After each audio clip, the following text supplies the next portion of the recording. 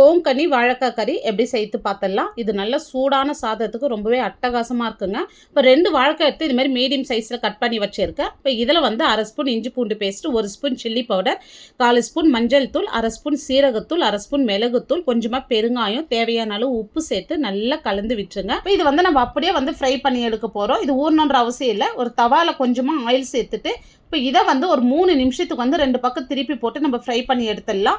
இப்போ ஒரு கடாய் வச்சுட்டு 3 டேபிள் ஸ்பூன் ஆயில் சேர்த்துடலாம். இப்போ 1/2 ஸ்பூன் கடுகு, 1/4 ஸ்பூன் வெந்தயம், 1/2 ஸ்பூன் சீரகம், கொஞ்சமாக பெருங்காயம் சேர்த்துக்கலாம். இப்போ ஒரு 10 பல் பூண்டு, கொஞ்சமாக கருவேப்பிலை, ஒரு பச்சை மிளகாய் சேர்த்துட்டு பூண்டு கலர் லைட்டாக வதங்கி வரட்டும். இப்போ ஒரு 50 கிராம் சின்ன வெங்காயம், பாதி பெரிய வெங்காயம் சேர்த்துருக்கேன். இப்போ கொஞ்சமாக உப்பு சேர்த்து நல்லா வதக்கி விடுங்க.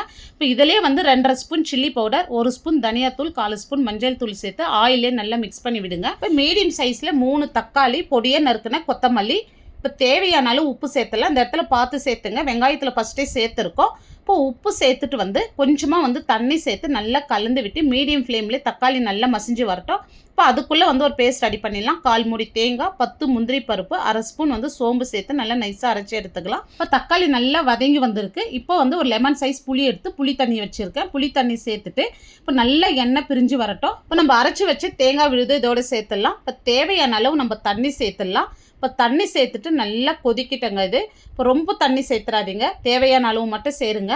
இப்போ இந்த ஒரு கொதி வந்ததும் நம்ம ஃப்ரை பண்ணி வச்ச வாழைக்காவை சேர்த்துட்டு இப்போ 2லேருந்து 3 நிமிஷத்துக்கு மட்டும் இது கொதிச்சா போதும். இப்போ பாருங்கள், திக்னஸ் இந்த அளவு வந்திருக்கு. லாஸ்ட்டாக பொடியாக நறுக்குனா கொத்தமல்லி கருவேப்பிலை சேர்த்து இறக்குனா நம்மளுக்கு ஒரு சூப்பரான வாழைக்காய் கறி ரெடி பண்ணியிருக்கும். இப்போ இந்த வீடியோ வந்து டீட்டெயில்டாக பார்க்கணுன்னா கீழே இருக்கிற ப்ளே பட்டனை கிளிக் பண்ணி பாருங்கள். இந்த வீடியோ பிடிச்சிருந்தால் லைக் பண்ணிவிட்டு சப்ஸ்கிரைப் பண்ணிவிடுங்க.